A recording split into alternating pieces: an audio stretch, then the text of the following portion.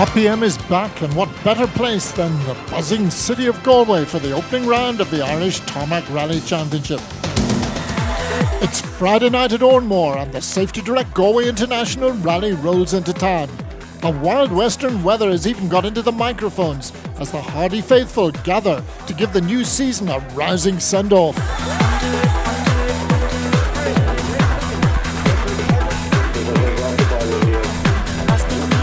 On this, the 40th running of the event, we're reminded of the admirable aims of forming the Galway Motor Club back in 1971. I cannot but admire you because you have joined a motor club, and in the motor club you organise your own rallies, and there you can establish conditions under which you can drive your car as fast as you can without interfering in any way with the safety of the ordinary road user. Since 1971, there have been many legends who have truly mastered this winter sporting event in often challenging conditions. Austin McHale has been very much to the fore in Galway with 6 wins.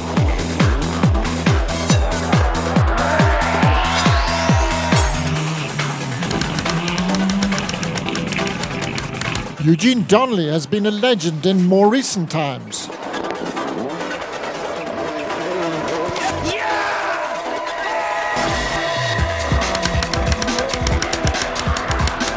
And Billy Coleman, the people's champion in the 70s and 80s, has known great success in Galway.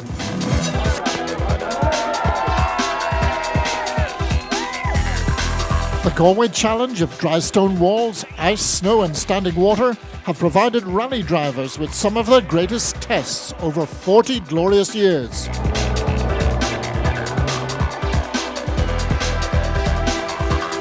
Amongst the great visitors to Galway have been a host of English stars, people like the late Roger Albert Clark, who won Galway in 1977.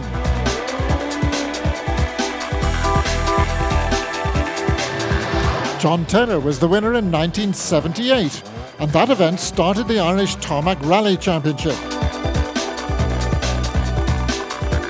The late Mark Lovell drove Wexfords to victory in 1988 and 1989.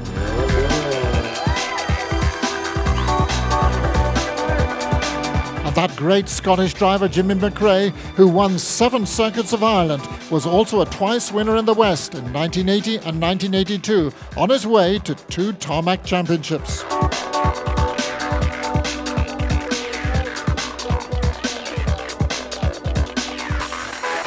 Another British champion, Mark Higgins, won in his World Rally car in 2008.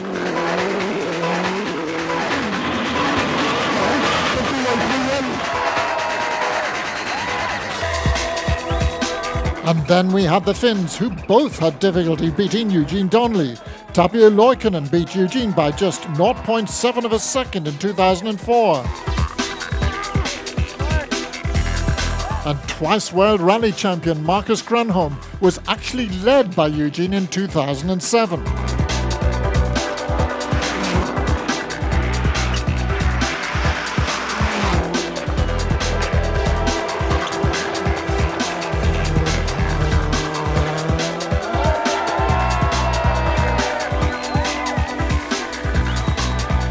In 1986, we had one of the most interesting visitors of all, Saeed El Hajri. The Qatari didn't win, but he wasn't afraid of the ice, and he made a big impression in the Rothmans Porsche.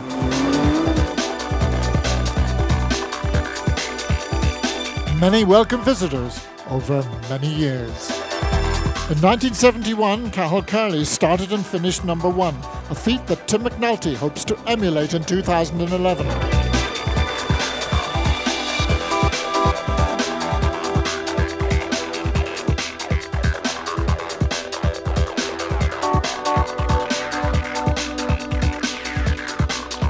Maynooth's Kevin Barrett is also going for the big trophy.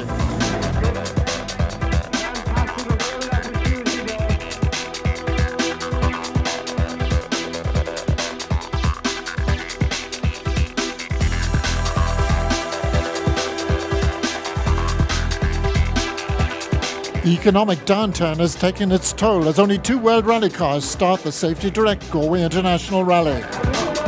Twice Irish Tarmac champion Derek McGarity debuts his Group N Mitsubishi Evo 10.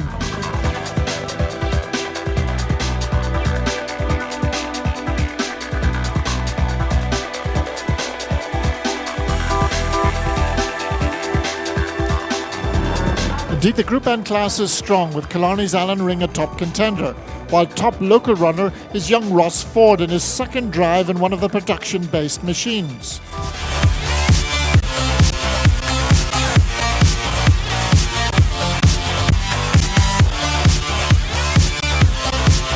Galway traditionally kick-starts the Irish Rally season in this western city that is well versed in holding major tourist events such as the Volvo Ocean Race, the Galway Races and the renowned Arts and Oyster Festivals.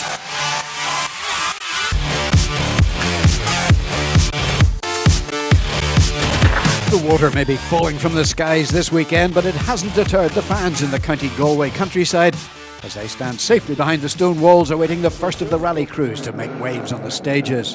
Tim McNulty is the first to traverse the Triton Shores Ballyfast stage to open his Irish Tarmac year with a superb time, 36 seconds faster than the opposition. In these tough economic times, Tim might not have rivals such as Gareth McHale or Eugene Donnelly to race with this weekend, but Tim is here to enjoy this great rally, and enjoying it he is, with Paul Kiley beside him as he commands an impressive 1 minute 22.3 second lead after 3 stages. Inside Kevin Barrett's S11 Subaru, we see just how difficult those conditions are. Pressed into 5 right, 60. Pools of water from the heavy rain lie in places, but Kevin and co-drivers Sean Mullally have made a good start in the Triton Shores Subaru. Second fastest on stage 1 and third fastest here on stage 2, the Brennan's Bread Chantallow stage. Pressed on 1 left and 3 right, tighten 4 right, 40. 3 left maybe continues, and long 3 right narrows, 100. Stage 3, the Pat Kelly Plumbing and Heating Tyquin test, and Kevin is second fastest, 17 seconds slower than Tim McNulty. Galway is a warm-up for Kevin's national championship campaign, and although he seems unlikely to challenge Tim at present, second place on an international would be a significant result for the popular Maynooth driver. For Derek McGarity, things start well in his newly acquired ex-Gwyndaff Evans Group N Evo 10. He's fastest in Group N by 2 seconds on the opener, despite a misted windscreen, but loses a little time on the second Chantallow stage. However, for car number 3, stage number 3 is as far as it goes, as a gearbox problem causes its retirement.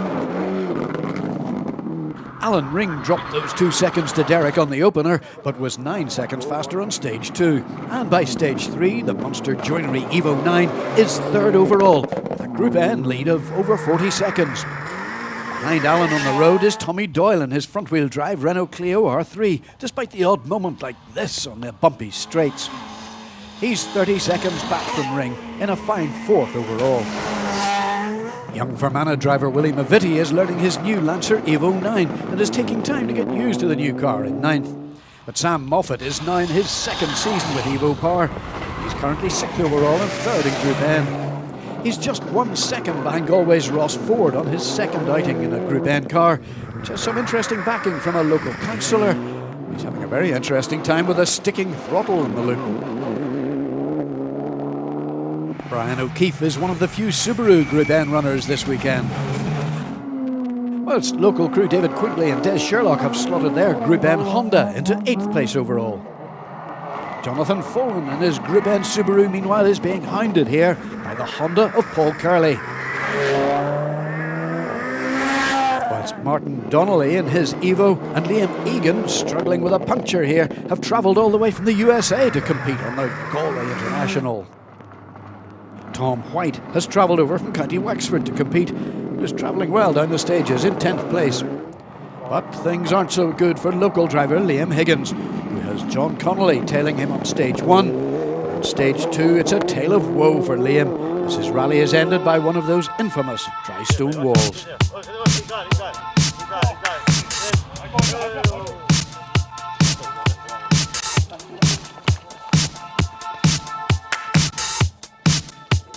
It's on to the second of 3 loops of these 3 stages, and the fans flock to their favourite vantage points, one of which is the jump at the church on the Ballyfast stage.